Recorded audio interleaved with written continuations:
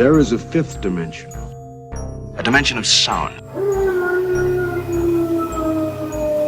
Damn it, Frank! We tell him to be quiet. I spilled my hot cup of Uranus again. A dimension of sight. Hey, Arch. I'm gonna sock you in the puss. A dimension of mind. Nan Adams, is that you?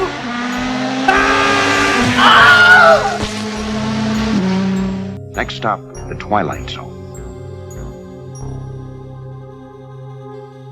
What's going on, everyone? Welcome to the Fifth Dimension Twilight Zone podcast. I am, of course, your host, Nick. We're back to talk Rod Serling's famous TV series that he created just for our pleasure. Nobody else's pleasure, just our pleasure. We're back. We're here. It's been a couple weeks since we recorded because we decided, I decided I was going to work an 80-hour work week. So, we recorded 2 episodes in 1 week. Things are fun. It might not feel like we were recording 2 weeks because we do the magic of editing and posting a week after each. Exactly. Scooby-Doo ending. I Right? just show up. Yeah. Jacob just shows up. Show. He has now fulfilled his goat's feeding frenzy and jumping on balconies and whatever they do. And we're here. The French. That's what I need my guests to learn how to say. The French. So when they go, The French. the French. That'd be amazing if the goat was like, the French. You saw the goat just put up his hands and put on a hat like Napoleon. So You should have called one of them Morrison. call the other one Bean. The French. The French. The French. Oh man. But we're on audio feeds like Anchor and SoundCloud and Google Play, iTunes, all that good stuff. As you know, I have co-hosts. They're here. One is below me. One is to my right with doing something to her video. I can't tell. What? I don't know. Your arrow went across your screen. What is she? I don't know what she's doing. He's like a fly or some shit. Stuck in my nose. See, this is what you get when you listen to the Twilight Zone, the Fifth Dimension podcast, people. You get Jacob below me, and you get Triv doing something with the cursor and a mouse. I don't know what that thing is. She's having too much excitement with the Triv, are you excited over there? I would be if I don't have this thing stuck on my nose.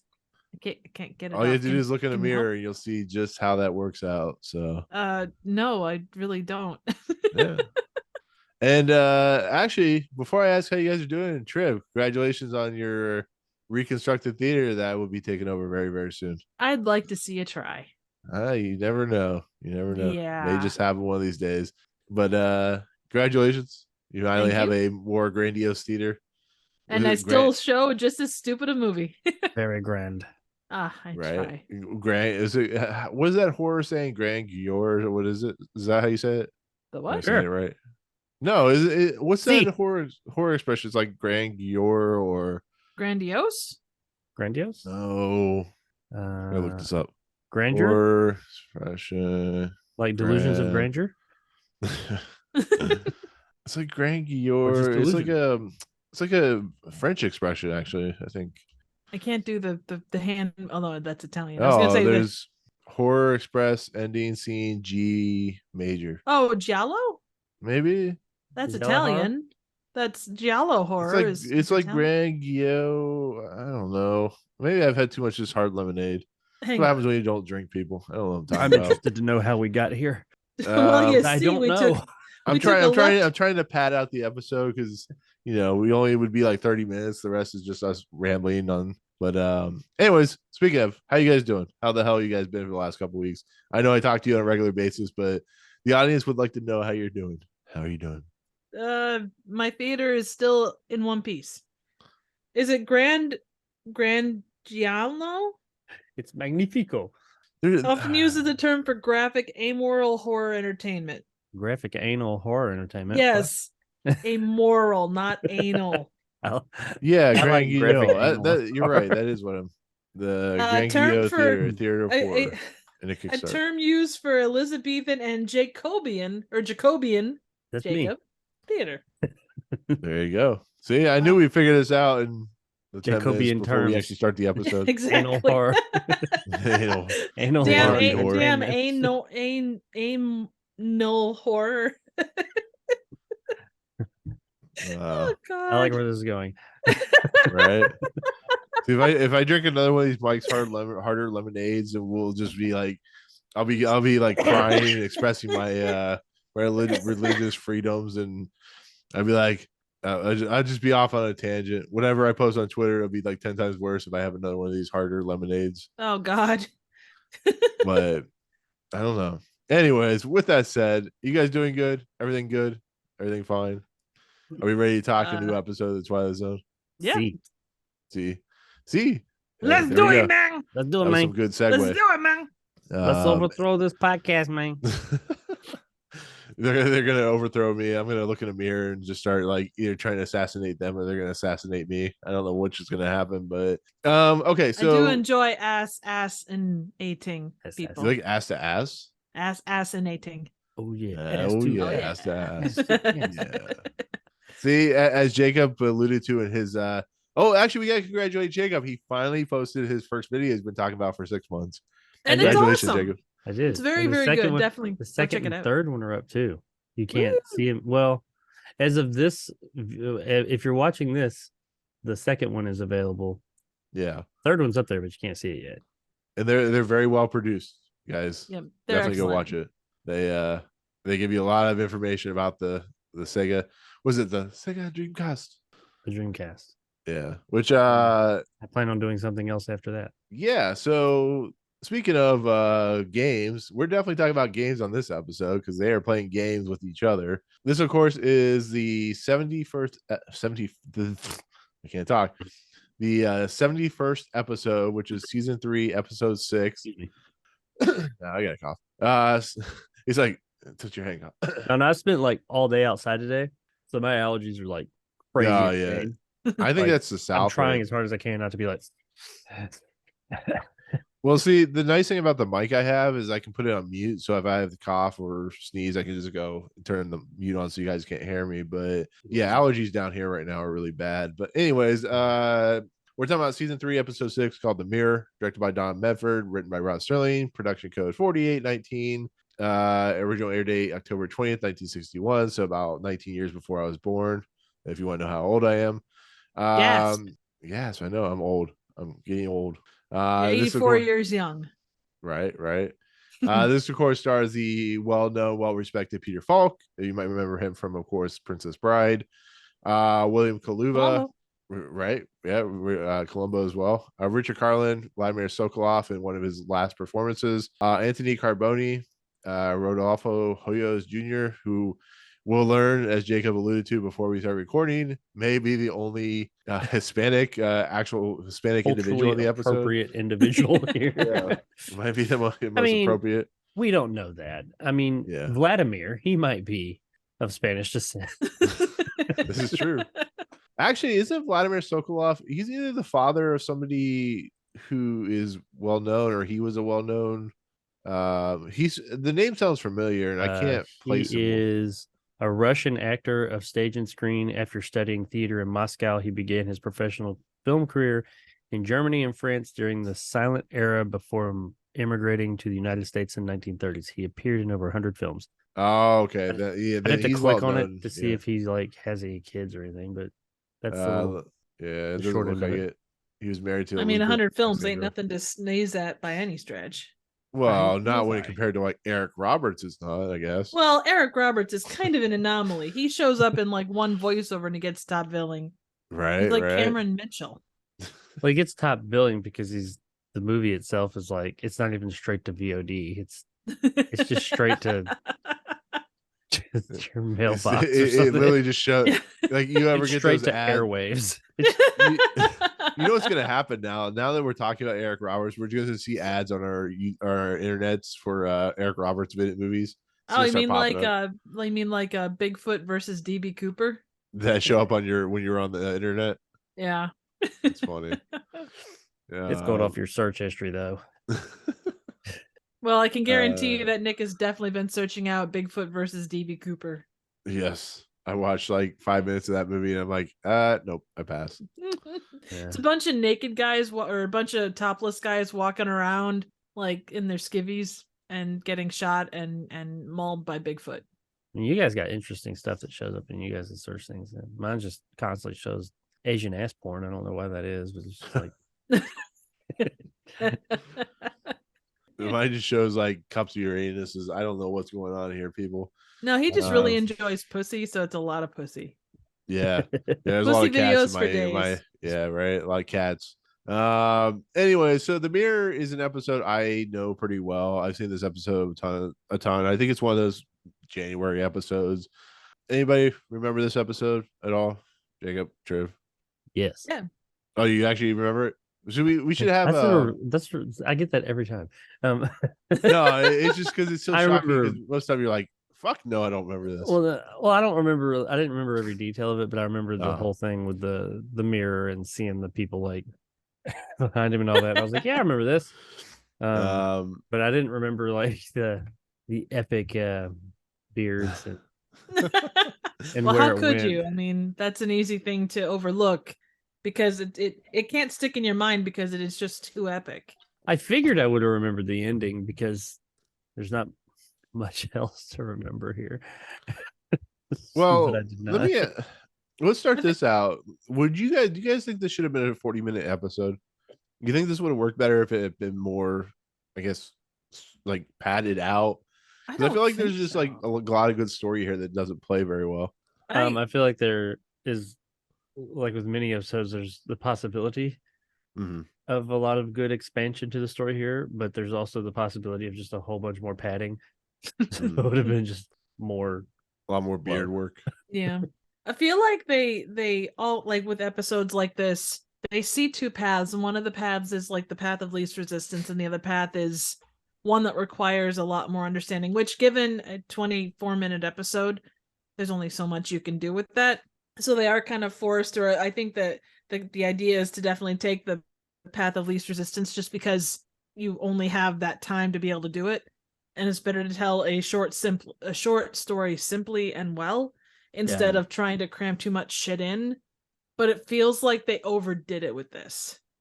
Yeah. I mean, basically, to kind of start it out, it's an episode that focuses on dictators, especially a certain dictator who kind of took over a certain country and kind of transformed it into a country that people couldn't visit for like 70 years, like 60 plus years. I'm pretty sure we can all figure that that's Fidel Castro. I did read into the companion book a little bit about how I guess they feel like they didn't go farther enough with his character, giving him enough substance, which I would can kind agree. of see. Yeah, I can kind of see that. But it really is about how the tyrant, the fascist, the individual that thinks they're going to rule the world has always been proven to not succeed after a certain amount of time, because as we'll see, there's always going to be the enemy. Like, as the one, I can't remember which character says it, but one character says you will no longer have friends, you will have enemies and followers, and Competitors and followers. oh yeah, thank you, competitors and followers. I didn't really see it that way. No, How'd you see it? I like the what you said about the guys trying to rule the world. The ones always trying to rule the world will fail. I saw it as kind of like a, because these people overthrew this government because it was bad. It was like, Right. it was a coup, shitty government. Well, we're the oppressed. We're gonna overthrow them. So I feel like it was people, or a person at least, that went into it with good intentions, and how I think the way I took it was more, when you go into that, I'm not using good terminology here, my head's full of allergies, but like, even though you have good intentions and you may be doing it for good reasons, you are inevitably going to become the monster that you ultimately were fighting against. Yeah, because when you That's step true. into that role, That is you're very not true. changing anything. They wanted to change the person, not the structure. So what they needed to do is go in and change the government, not just become the new government the same way, just them. Oh, we're better, so it's going to be better. But I'm sure everybody said that. You're going to inevitably become the tyrant. Well, there's always that thing about how violence begets violence. I mean, to some extent, and I don't know that. I mean, because I think he did. Because they talk about it at length, where he started and the fact, when he does the whole soliloquy with the former leader. But yeah, that's definitely, you have to. It's rotten from the inside out. You have to change the perception with you, and then take it from there. But yeah, I mean, you can put a perfectly good, tomato or strawberry inside of a bunch of other a container with a bunch of rotten ones, and that rot is going to pass on to it. Yep. If you're I mean, yeah, surrounded but you by can- rottenness, you're going to eventually become rotten yourself. Yeah, and you can see that in any regime of any sort.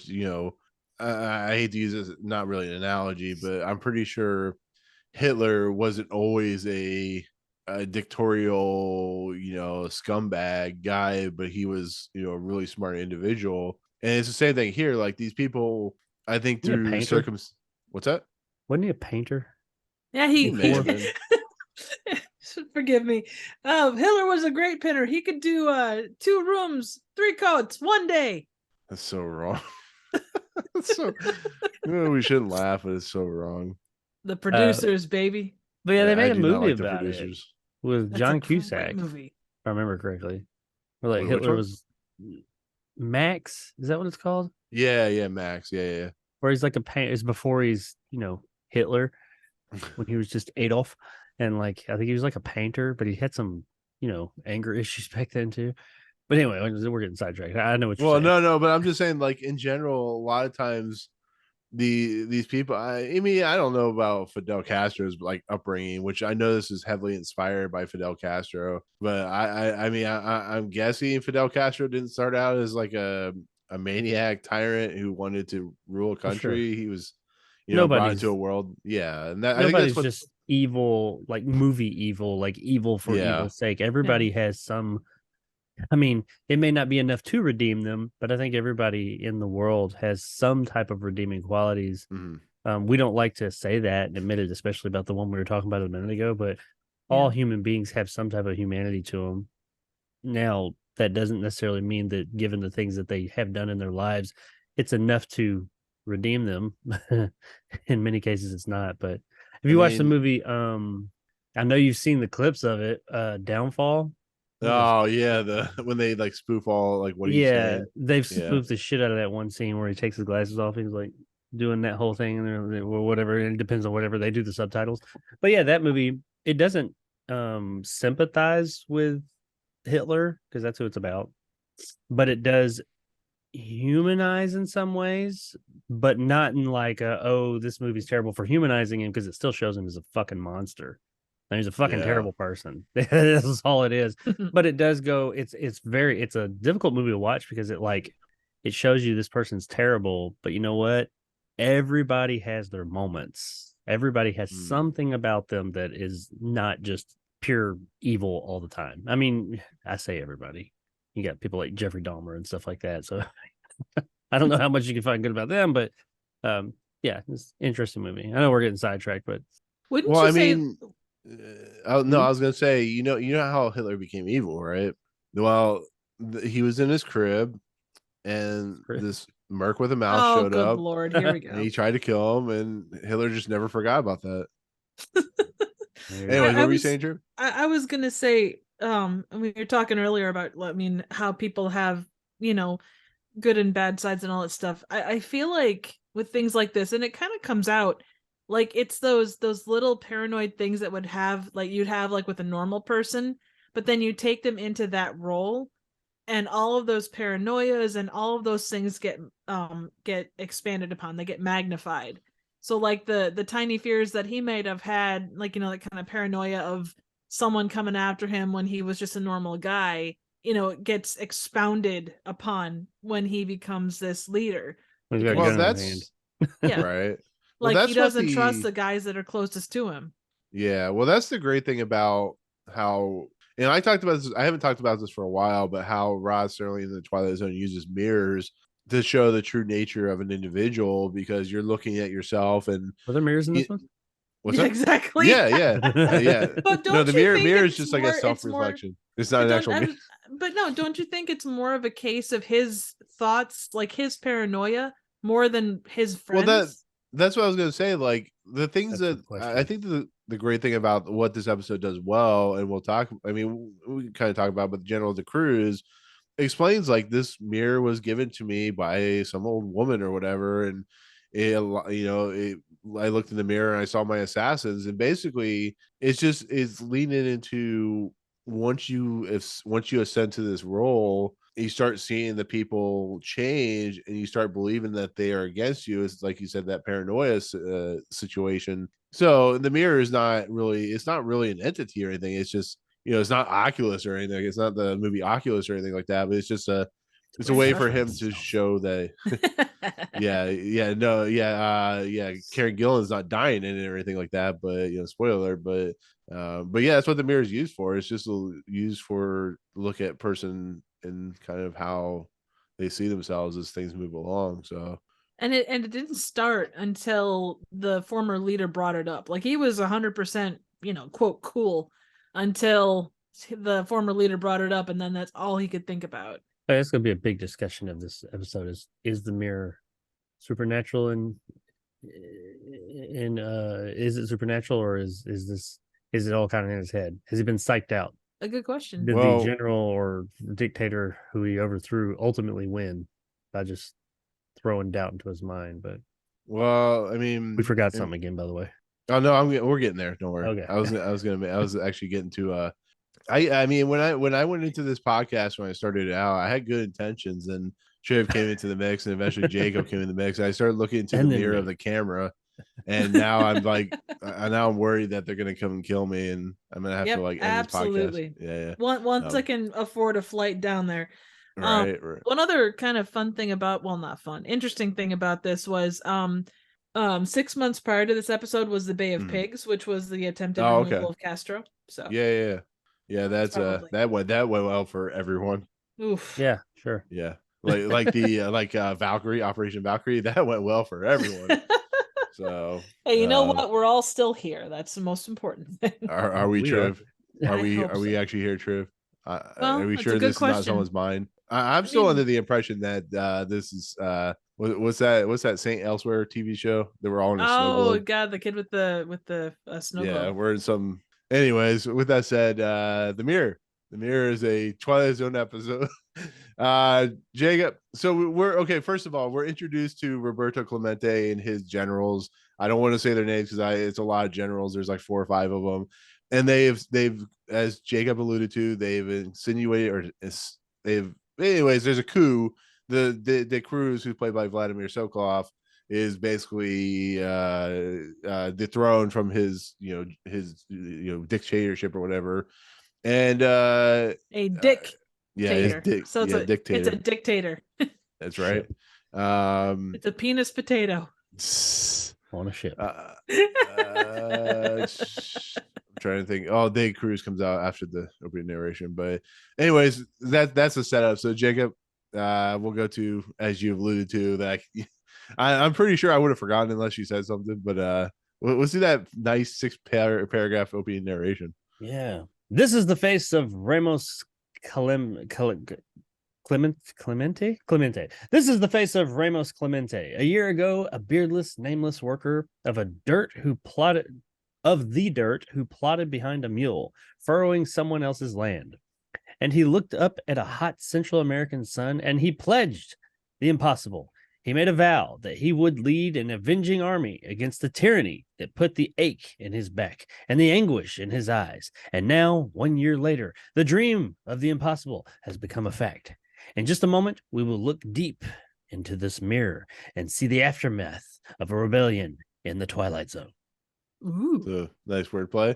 I figured I'd throw this in there. Ache in the back is a sexicon word from Rod Serling of his own mouth. I couldn't. I was trying to come because we haven't done a sexicon word in quite a while, and I've maybe I don't know. His neck and his back. His neck is on fire. We don't need the motherfucker burn, baby burn. And the anguish in his eyes. So I mean, it's pretty. Yeah, the opening narration is pretty straightforward. We have Ramos Clemente. I keep saying Roberto, the baseball player, but Ramos Clemente. He basically was like a lot of dictators in history. He was a guy that came from nothing, garnered a following, was able to overthrow the government, and basically took it over. And now is the dictator of this unnamed place like Colombia Central or American country. Central America country. And this is basically when we're introduced to De Cruz. Once again, Vladimir Sokolov. In essence, to boil it down, they have a conversation back and forth, and it's all about De Cruz was explaining how the people are against you and all that stuff. Like basically, what it boils down to is just Vladimir Sokolov's De Cruz character says, every tyrant, every person that comes in is going to find themselves overthrown or dead or basically whatever. And then that's when the mirror thing shows up. But, the whole idea of like being stripped naked and covered in honey, let the ants have their way with him. So Interesting sex. Right. He'll drink wine and laugh every time he cries. And De Cruz is basically, I put De Cruz basically calls out Clemente saying that he may think he's right, but in the end it's all the same and he will fall just like De Cruz did, and people will turn on him and stuff like that. And what do you guys think about it? Like this overarching thing before the mirror shows up or before the mirror is explained? I was cool with it. It's kind of run of the mill at this point. I mean, it was just all set up. So at that point I was like, all right, cool. I'm on board. Let's see what happens. Where's it going? What are we going to do here? Lots of, intense monologuing to each other. As you do. Talking about, sons of motherless goats and stuff like that. And So there's a six-fingered man in this. yeah, I mean, it's good. I mean, good stuff. I'm going to say it. I was going to wait until after we got through like the basic, the bulk of the story. Clemente asked for mass executions in this too, which is pretty dark. Yeah. Well, I'm going to say just out the gate, this was not the most riveting episode ever. But there was something about it that just kind of like kept me watching and kept me more or less entertained. And we'll get to all the individual parts of it. Yeah, it's not a bad episode. No, it's not bad, but it's just it feels very padded out at times. Maybe that's, I don't know. Something about it, just not a lot. Stuff happens, but not a lot happens in the episode. I don't know if that makes sense. Well, here's my main complaint. I think there's, as stupid as this sounds, I think there's too many actors in this episode. I think there's too many generals. I know a leader would have a bunch of people underneath him, but I think focusing on 5 or 6 of them maybe what made this episode a little too much. Maybe then they could go into more about the quote unquote assassins. Yeah, possibly, but it does just feel, it feels like it's rushing through a lot of stuff.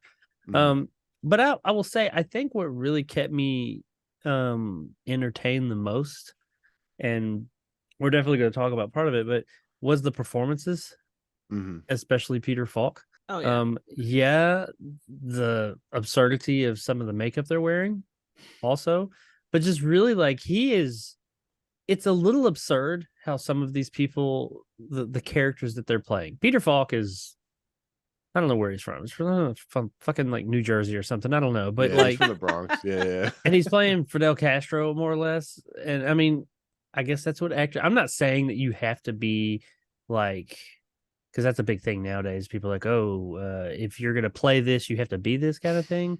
I think that's kind of ridiculous. I think that's the whole idea behind acting. But if you're playing a South American not drug lord, but dictator, Peter Falk's not the first one that my mind goes to. Like, yeah, if I was a casting director. Yeah. But man, he's giving it his all. He is not camping it up or anything. He is giving it his all, and he's in it to win it and going for it. And I found that entertaining. And he said he's doing a voice like this, man. Like, and so he's doing Al Pacino. Yeah, he's all in, and it's not bad. It's Peter Falk, and then you're looking at him, and it's like it stands out the whole time, but it's not poorly done as far as his performance. I found his performance entertaining, and that's what kept me entertained for the most part. Is less of what was happening on the screen and more of just all their performances. They're all slightly elevated, which is kind of the way performances were back then, especially on TV, but not to the point to where it's like comedic or absurd. But there's just like a hint of absurdity there, and I liked that. It's not like stone faced, but it's not trying to be funny. They're playing it straight as hell, and And it's almost like a joke. and some of that absurdity comes from the fact that it is just a Twilight Zone too. I mean, I found that to be that kept me entertained. It kept me going when the story was kind of, yeah, this is about to happen. I see what's happening. Oh, the same thing's happening again. It kept me a bit more invested when those things are happening. That's what I was gonna say. Like, Trip brings up a good point. Is I think that Twilight Zone's always been a heightened version of reality. I mean, yes, it's a sci-fi show, so it's always gonna be heightened. But when it brings up, like, when it does, like, the episodes we like, there's always that heightened sense of, like, kind of in your face a lot of times, not really subdued. So it's a really interesting thing. Like, yeah, these characters are very heightened and very, as you said, very getting to a point where it's a little crazy, but there's still a realism there because it is definitely trying to show you, in a sense, a way of how these dictators or tyrants will end up playing out. And I kind of always, I think that's one of the things I always like about the Twilight Zone is it can be heightened but still be realistic in a lot of respects. So I don't know if you guys agree or not.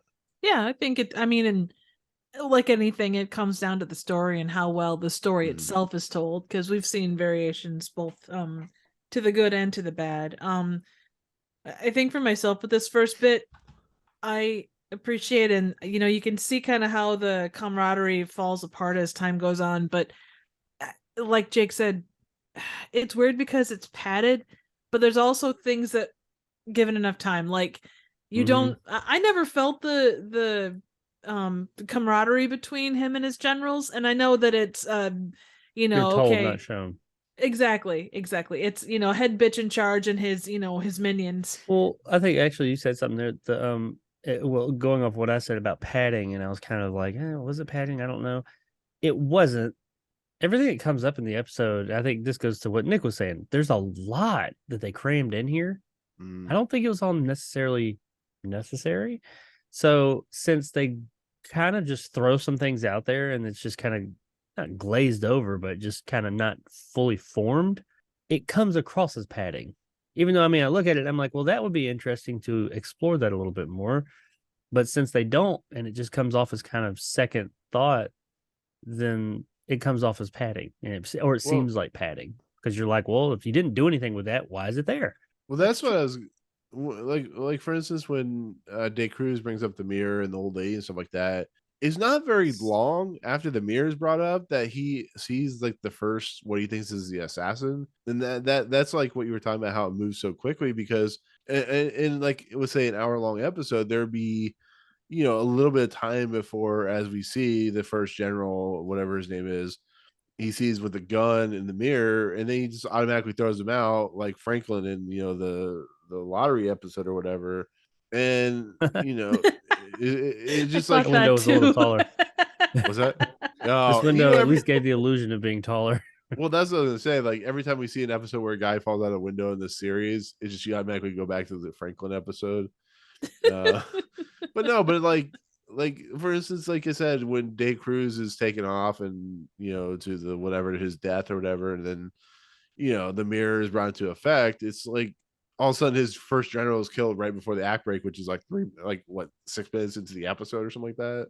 Well, then that's the rest of the episode. That's what I'm talking about. Like, the episode becomes about just every time he looks in this mirror, whoever's behind, it. I mean, he goes and it starts focusing on the mirror. You're like, them people that are standing at his desk right there are gonna like be coming at him with knives or something, and he's gonna kill them.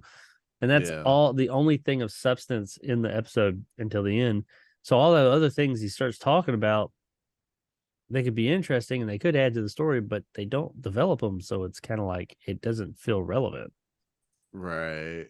That's another problem, is like I find this stuff when as we talk about later on with the father, the priest, that stuff is more interesting to me than these quote unquote would be assassins, because I don't know, like the idea of like, this is why like this episode could be like, if you really want to get down to it, like a whole season by itself, because you could see like the rise and fall of this character, and it focuses mostly on this mirror because it's a very limited budget, very limited like its scope of TV series. But when you start hearing what like the father says about like the execution and stuff like that, I'm like, I want more of that. That's what I want more of. I don't care about his generals and his like, yeah, you see his degrading of his like reality and stuff like that, but it's just a very like kind of weird episode of you like it but you don't like it, that type of thing.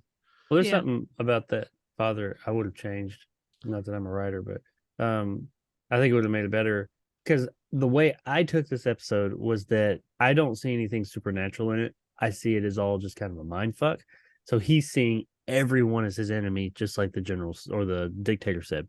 He told him, you no longer have friends, you now have enemies, etc., etc.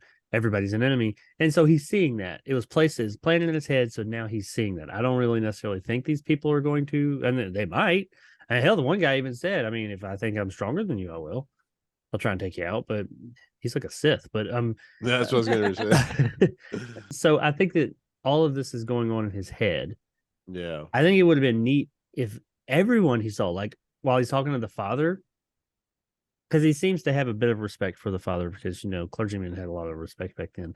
If he looked over at the mirror and then saw something of the father and like freaked out, and maybe he didn't take the father out, but then it could play out the same way.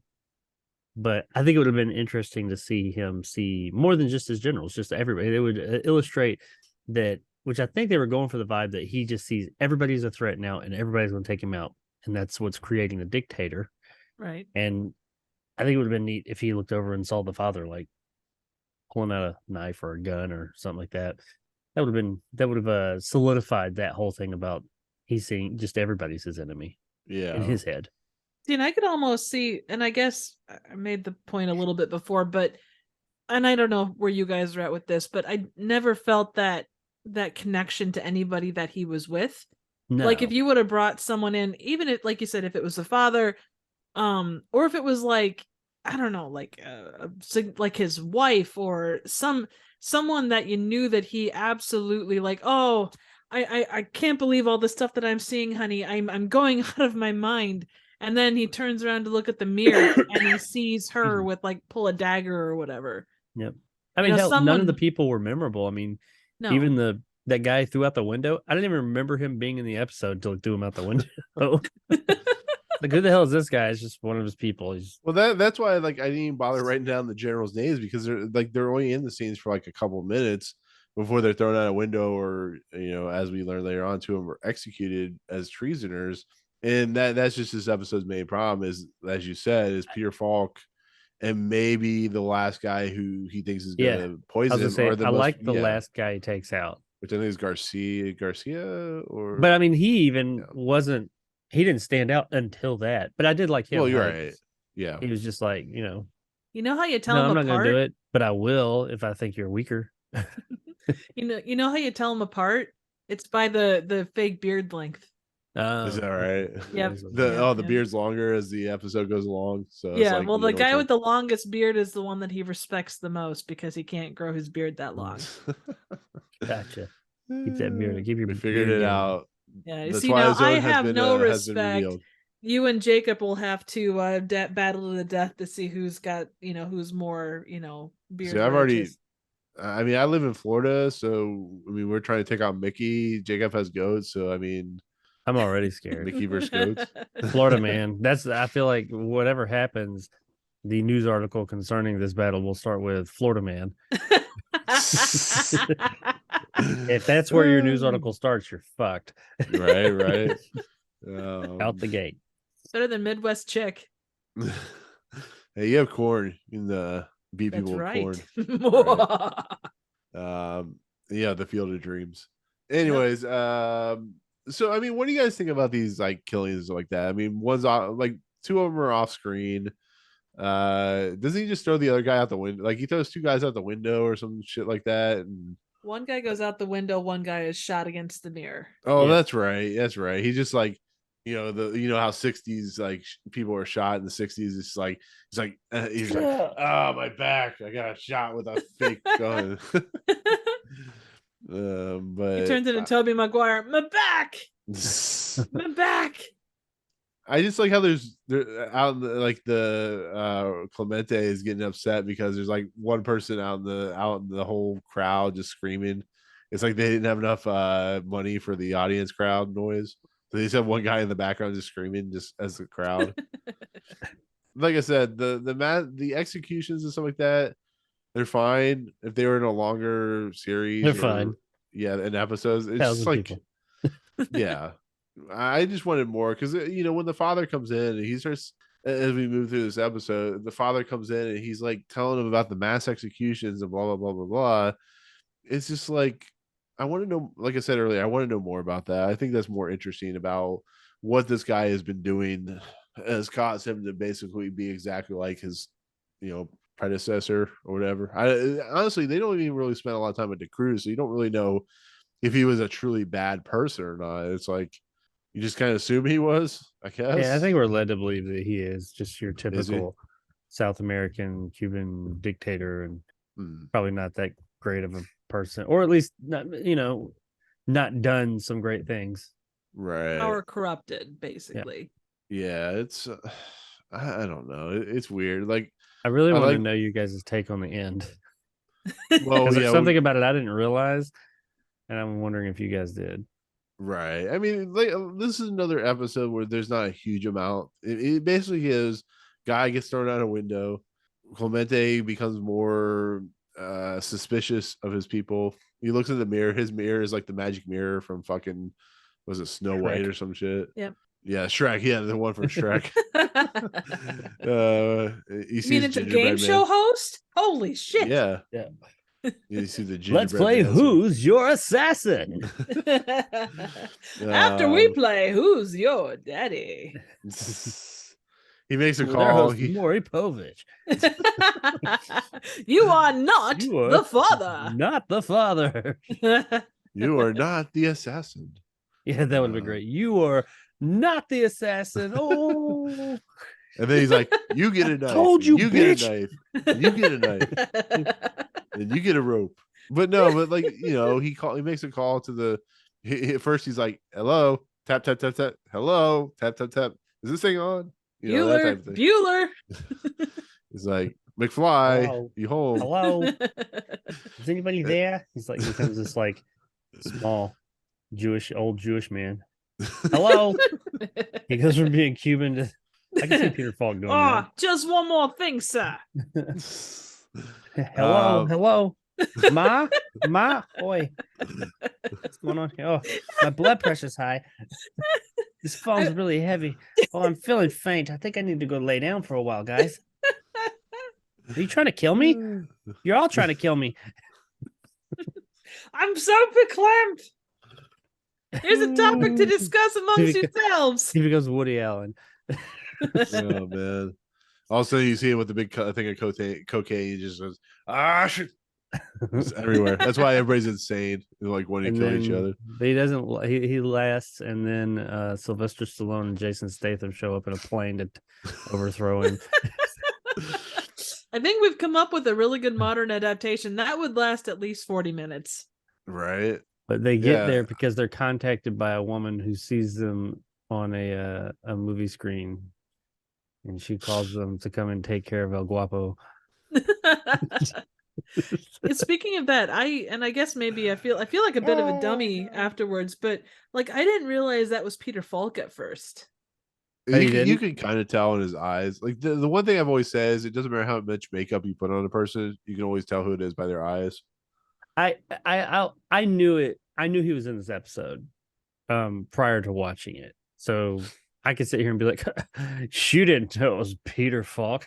I mean, you wouldn't be far off. I'm a bit of a dumbass. I probably wouldn't have either. But I mean, thought it was... you're right. You look at his eyes and you can absolutely see it because the rest of his face is covered in fake AstroTurf. I just thought it was really weird that after when this episode ends, he just gets up, puts on old person makeup, and he brings a book. He's like, I have to go read a story to my son.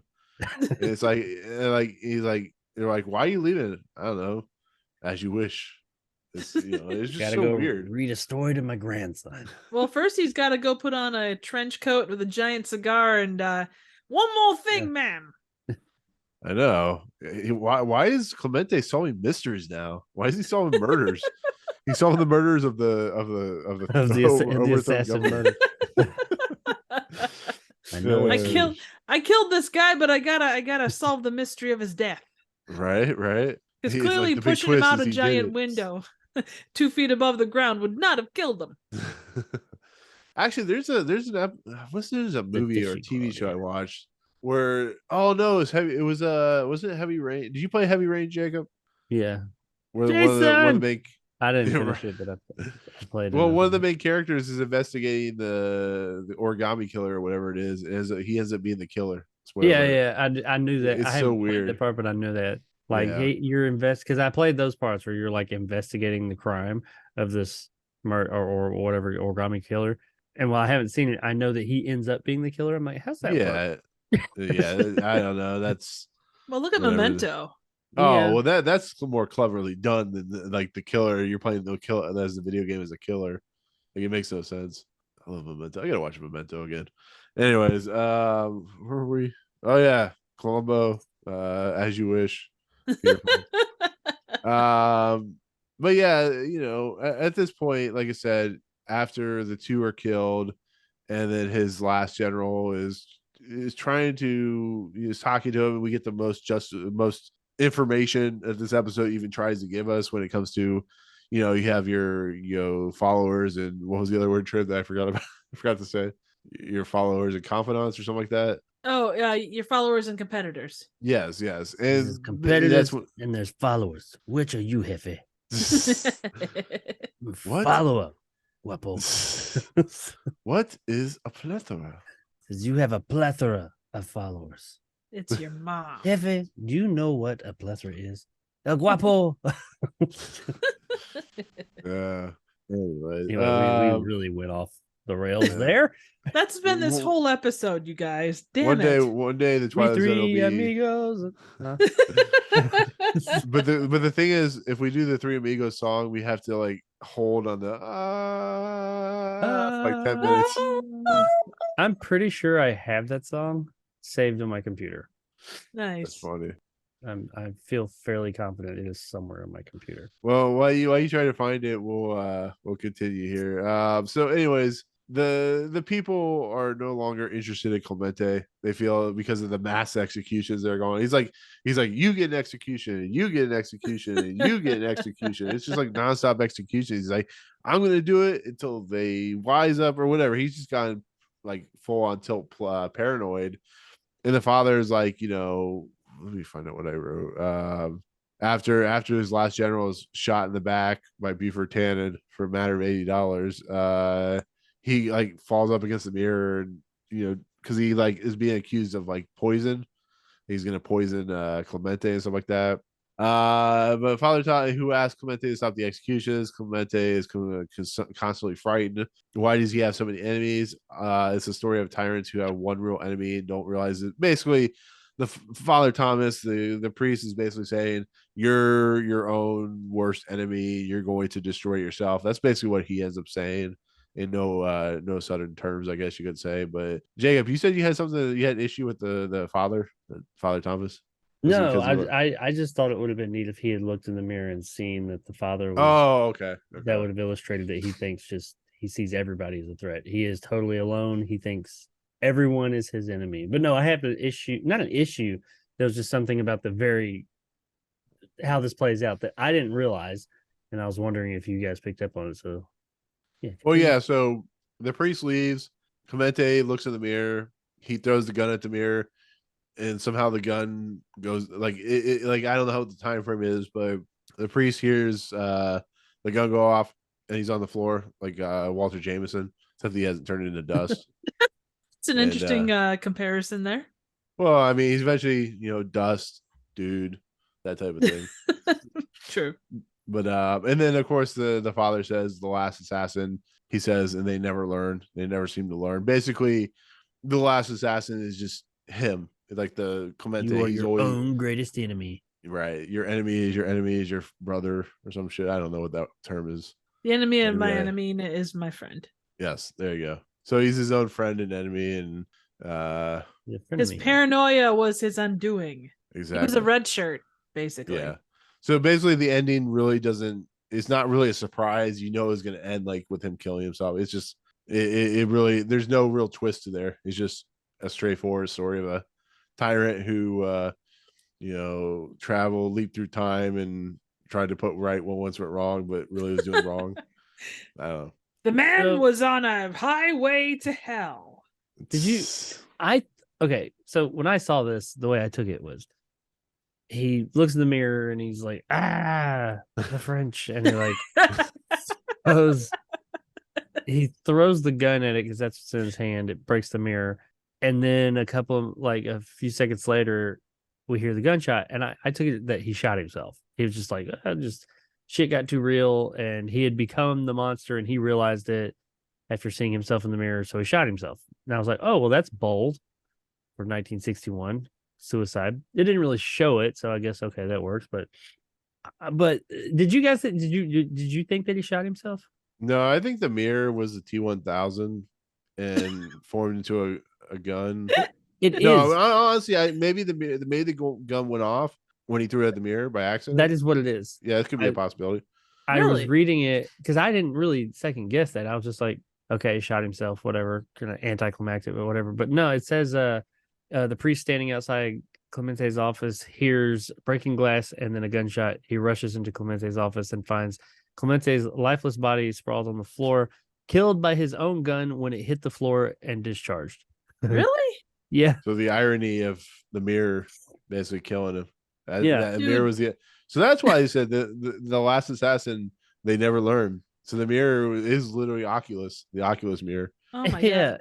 So I thought think it I was would've- it was actually his sanity breaking. Like I thought there was this really deep thing about like, he throws the gun at the mirror shatters, with that goes his perception of everything. Well, Well, there- and I thought when I read that, I was like, really? That's where we went. He threw it went off and Well, killed him. But I actually kind of like the idea of him taking his own life better, because when he looked in the mirror and saw only himself left, and apparently he saw a threat still, I'm thinking that maybe that's when he realized, oh shit, I see everything and everyone is a threat. And what have I done? I've killed 1,000 people, my closest commandant, all that. What have I done? I've become the monster, and then just killed himself. I thought that was more, maybe not poetic, but I thought that was more apt for what I saw this episode as. But Well, then I I read mean, that the gun just discharged on the floor and shot him. Well, I mean, it kind of makes sense that the mirror is essentially because he's always looking in the mirror thinking someone's gonna kill him. So why not have him throw the gun at the mirror, gun discharged and kill him? I mean, it's very possible. Like it's supposed to be like a kind of, maybe that's the twist, that it was the mirror. He was so committed and so insane about the mirror that the thing that kills him is the mirror, in essence, by him throwing it and destroying the mirror. The mirror's like, fuck you, and discharges the weapon, that type of thing. I mean, I don't know, but yeah, it'd be cooler if he killed himself, because I mean, it would. I guess that's a wrong way expression to say nothing's cool when you kill yourself. I'm just saying, But Would've yeah, been it much would have more been better interesting. better served the story, I think. Yeah, Because Yeah. I mean, a lot of it is supposed to be, is what he's seeing in the mirror. That's the question: is the mirror supernatural or not? Is what he's seeing really real, or is it just all in his head? I Yeah. took it that it was all in his head, and he had just been psyched out by this guy. And I think that would have kind of subtly given it some, given us an answer to that question without being totally ambiguous. It would have been a subtle way of showing the answer, not telling it. I liked that idea when I first saw it, and then I found out, oh, never mind. He threw it at the mirror, and the mirror shot him. there's a fuck you and shot So him. now it's still real ambiguous as to whether it just discharged and it happened, sucks for him, or if the mirror caused it, or It's like that movie Time Cop when he goes back in time and then they throw him back into the past and he just falls in the car. Could have been a brighter he day. has the splits in his boxer shorts in a kitchen. Yeah, right. Badass. It comes to the past and just happens to almost get hit by a truck. Yeah. And then a few years later, he fights Raul Julia. And he tells a official delegate, "You've lost your balls." And then a few years after that, he plays Ramos Clemente, and then Sylvester Stallone and Jason Statham come Right. down and try to It kill has him. all come full circle. Holy shit. Wow, mind blown. It's like we predicted the future, or like in the past. 7 Riley degrees and of Rod Sterling predicted the future Van Oh, Damme. we already know that. in the I mean, past. Oh man, the shit we come up with. So yeah. So what do we think of this episode? I know we kind of talked. oh, about we it, gotta do the but- No, we'll get there. closing. Don't worry, Trev. Okay. I have a way of doing. Do things. you? But you've been drinking. I don't trust you. I have a way of doing things. If Yeah, I bullshit. forget, Reliable narrator.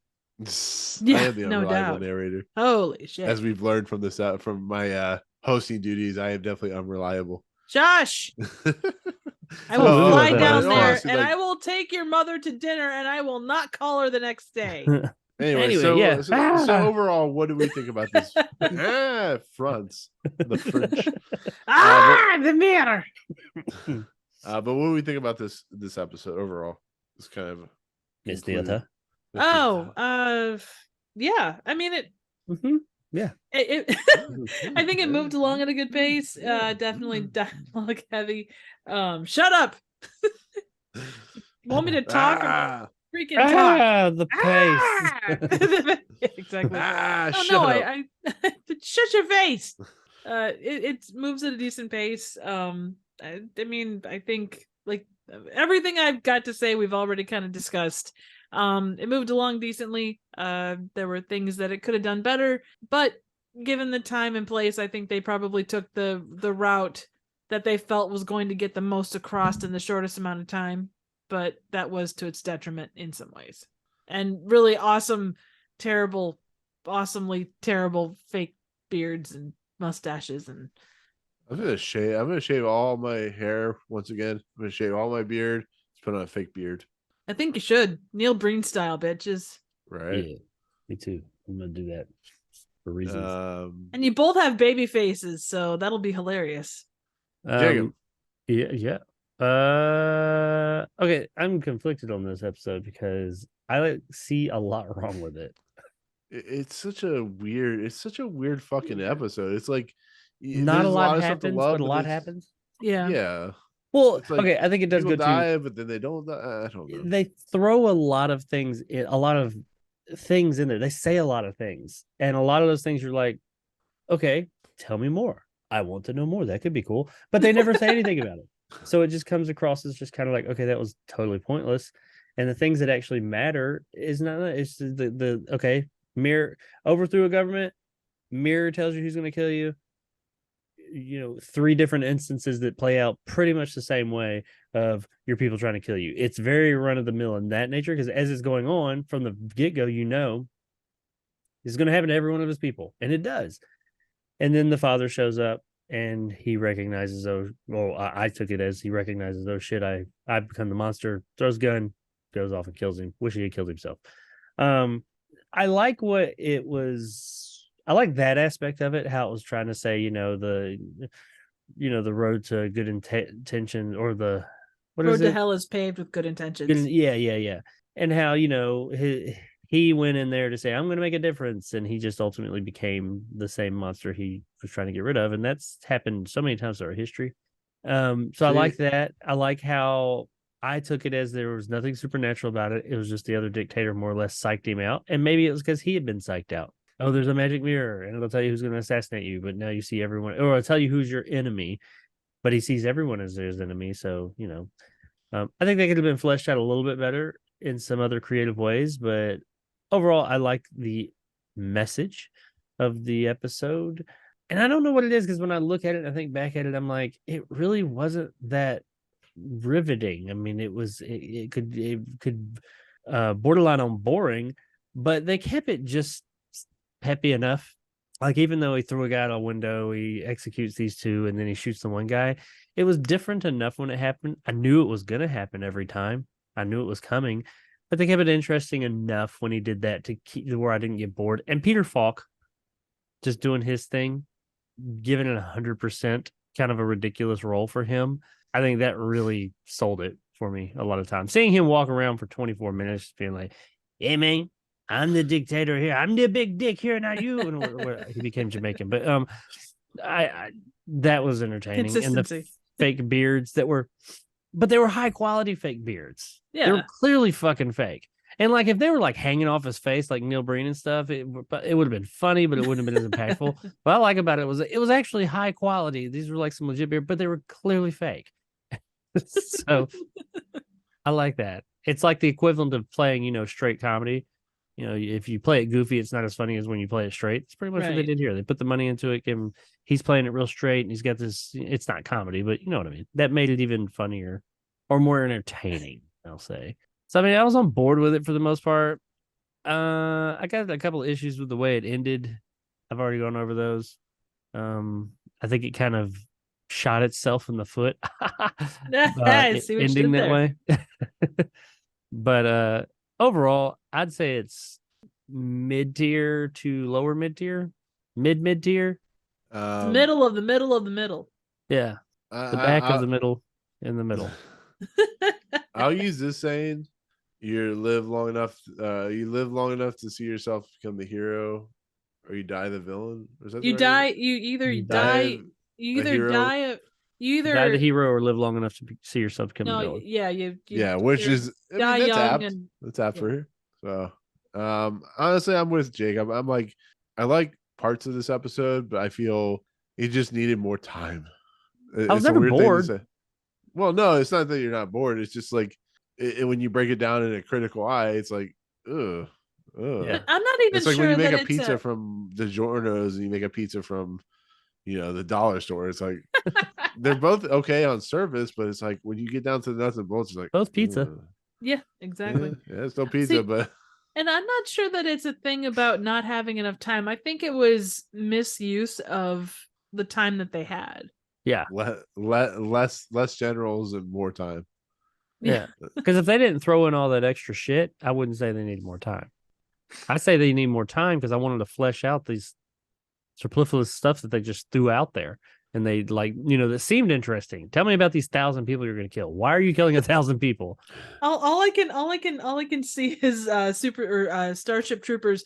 Jacob's need to know has intensified. Yeah. Would you like to know more? Click. Every time I say that phrase, I think of that. Would you like to know more? It's funny that book is way different than the movie. Oh, I bet. Oh yeah.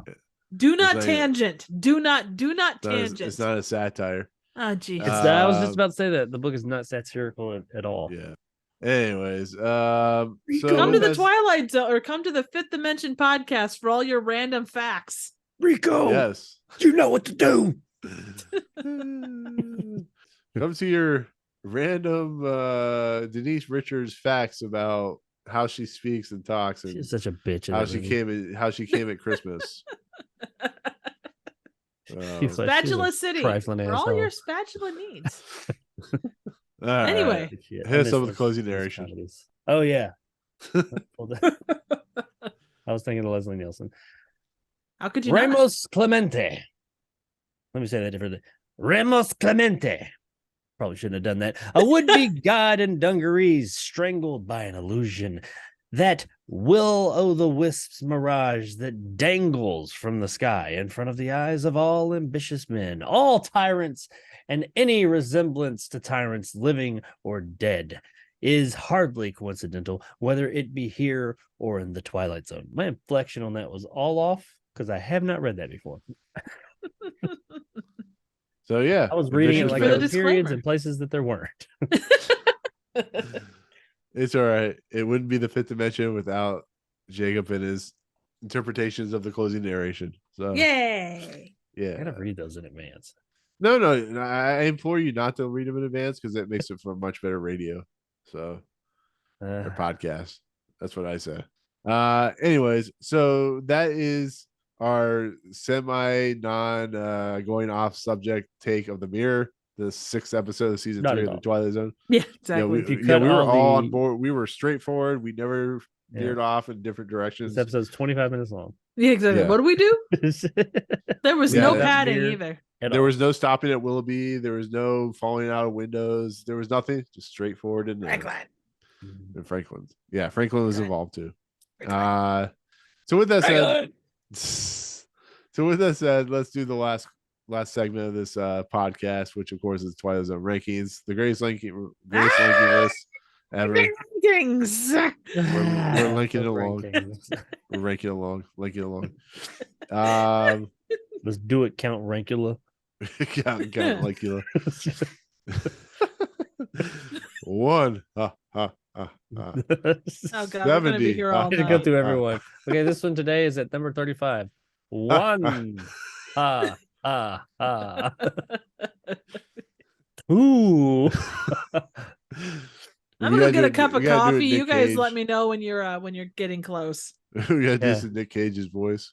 I still haven't seen it. You want to see that? You should. Probably be on Okay, VOD next so I'm starting out with episode 26 or episode 26, number 26, which is 2. Are we going above or below that? Do we want to supplant Charles Bronson in his shirtlessness?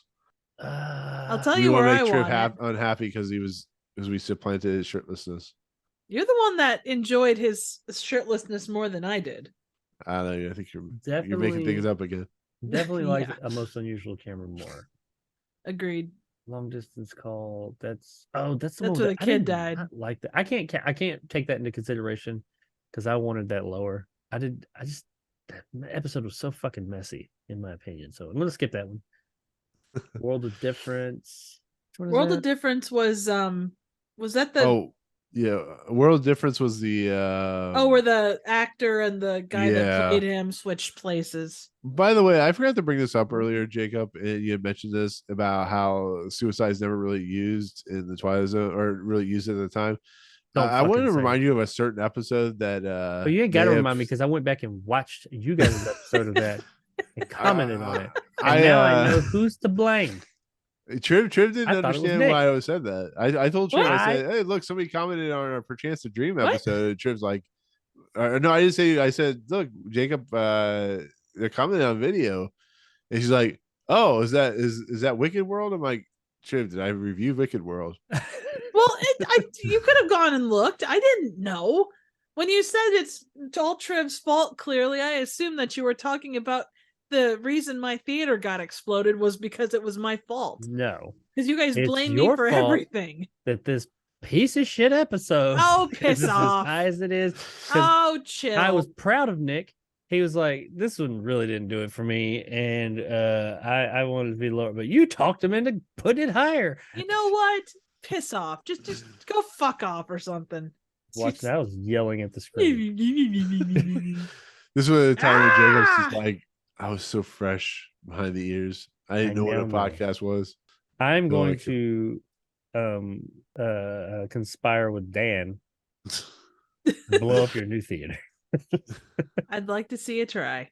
Just wait before you do Yeah, that, that's just a wait till I get the defense. deed so I can. You know what? I No can, one actually watches authorize my that. channel anyway, so you guys could probably do it and nobody would give a shit. Hey, right back at you. You know. I think we could all agree to that one. Nobody watches our channels. Anyways, so I'm trying to think, is this better than Prime Mover Where's Prime Mover? 34? 34? Is this better than Odyssey of See, I don't know. This is a weird episode because I don't think it's like, top 30 episode, but I think it's definitely better than the bottom. But how many like random ones like this have we run across this season thus far? Like we've had good ones, obviously, but Or say how many Like, random if ones have we I- got through the series so far, let alone the that's season? true. That's true. I mean, I just Um, kind of looked at the list, and the first one I saw, Rip Van Winkle caper. I enjoyed that more than this. There's things about this I enjoyed, but just I'd rather watch that one more over this one. I mean, number it's 42.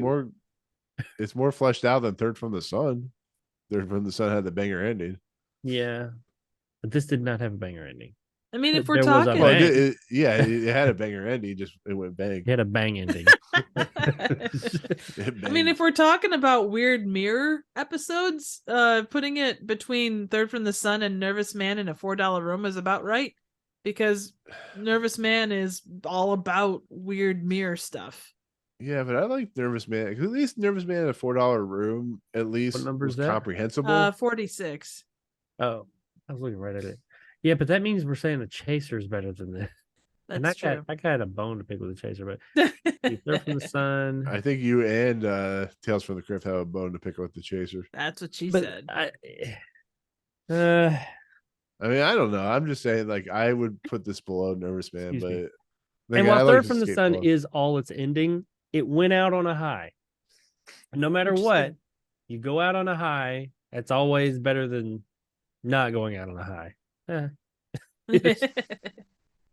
I mean, it's always going to leave you feeling better if you go out on a great ending. It can make up for a lot of what you've already watched if you got a banger ending. Would you say that this is closer to like King 9 levels? I like this 54? more than King 9. Yeah, this is way better than The Passerby. I mean, this is like way better than The Arrival, The Lonely. We could talk. Last Flight. I don't How's know. the Lonely way down there? That's it. You know how I say something. This I think that's the one thing you say every week is why is The Lonely so far? Because I rewatched our episode on that too. Because that was the first one I was on. I mean, hell, you could say that about Escape Clause. How did Escape Clause end up so low? Yeah, that used to be the marker of where we started, like the list. I mean, Now it it's kind now of that I'm still going down is, there, sort of. And when the sky was opened, I enjoyed that more than this one. The Lonely, I enjoyed more Jacob's than that. actual first episode. The Arrival, it had its issues too. I would put it around. I mean, now that you say that, I would put it right around in there. What was the 22, Arrival again? The That's the Arrival one is with the that plane with where he Michael C. like Scott. That wasn't Michael C. Scott. Oh, Michael yeah, C. yeah, Scott. yeah, yeah. Was it Michael C. No, not Michael Steve C. Scott. Carell? That- You're Michael thinking Scott's George C. fucking- Scott. Yeah, George C. Scott. Michael Scott. yeah, that was the second episode of the season. Right. Yeah, Right. this is Sorry. I would put this right above Arrival, right below The Lonely. The Lonely That's what is I was somebody got shot in thinking. the face instead of gun shooting guy in the chest.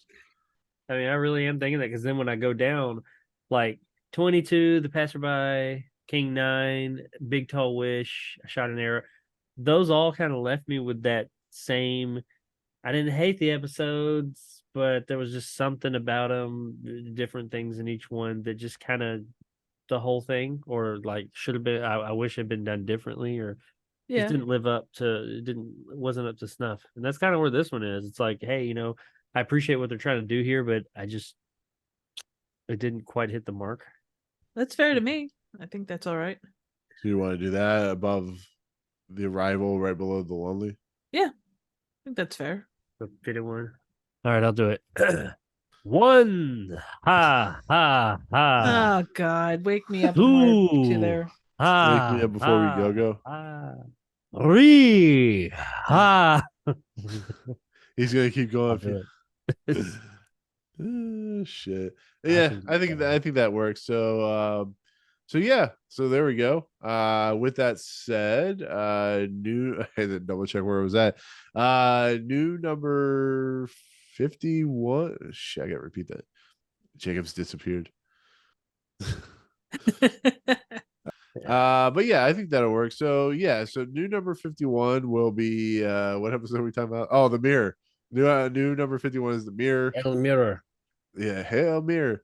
Of course, number 1 is still Eye of the Beholder. Number 71 now is Trouble in Templeton. With that said, the next episode is a Western. It's called The Grave. It's directed by Montgomery Pittman. Stars Lee Marvin and Lee Von Cleef, as well as other people. But those are the two main actors. really?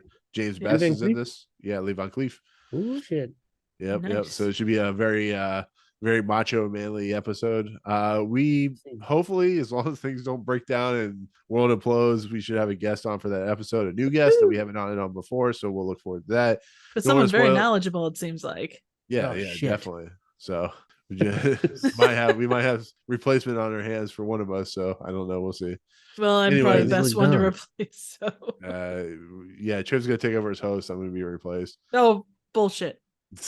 No, but we'll look forward to that. Like I said, hopefully we'll have a guest on for that. Hopefully. So, anyways, with that said, we're gonna head out. That'll be the end of the mirror. We're gonna look at ourselves in the mirror, tell you where we're from, what we do, and I'll start with Triv since I always seem to start with Jacob. Triv, you now have a theater. You now don't live in a barrel. Where can they find that content at? You can still find the content in the barrel. Pretty much it. That's terrible. Terrible. No, Terrible. you can find me on YouTube. Normal stuff. Hopefully I'll get back to uploading normally here soon. Also on Twitter and Instagram at Trivial Theater. Excellent.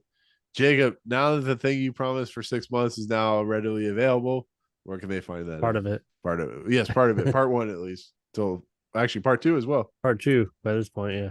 Yeah. You can find me on YouTube at Jacob Anders Reviews and at Retro Jake XY. Kind of posting a lot of the same stuff on both of those right now, trying to build one of those channels up unsuccessfully. But hopefully that'll change soon. But yeah, you can find me there. I'm also still doing movie reviews here or there. I recently did something Evil Dead Rise. I did that one. And there'll probably be another one up by the time this airs for a series that I want to talk about. And I know I got at least a handful of other movie reviews coming up soon. And another kind of movie review that I want to try out, see how it works at some point. But yeah, the each week on Friday, noon Central Time, is when the new episodes of the 5-part series on the Dreamcast is premiering. Go check that out. Even if you're not into video games, it is an interesting little story, I think, at least. And that'll run for, as of the release of this video, 3 more weeks. And then after that, hopefully I will have another series of parts about something coming soon. He's building like a Frankenstein out of parts. Bet him like a All the parts. Like a whirlwind. He's coming in like a wrecking ball. See. The French. Anyways, without further ado, like I said, I'm at Movie Emporium. That's where my content is, where this video usually posts, as well as audio feeds like Anchor and all that good stuff. So like the French, we're gonna get the fuck out and go. Well, peace out, guys. For myself, Triv and Jacob. Well, peace out. Peace out. The French. So I was I was looking up reviews on this one, and one of the titles of it like caught my eye. A lesson in the pitfalls of power and fake mustaches. Oh, well, we can be talking about the beards, man. We're Peter talking about Falk's that beard. shit. I was just waiting for the glue to start peeling off. It's just like hanging off the side and shit.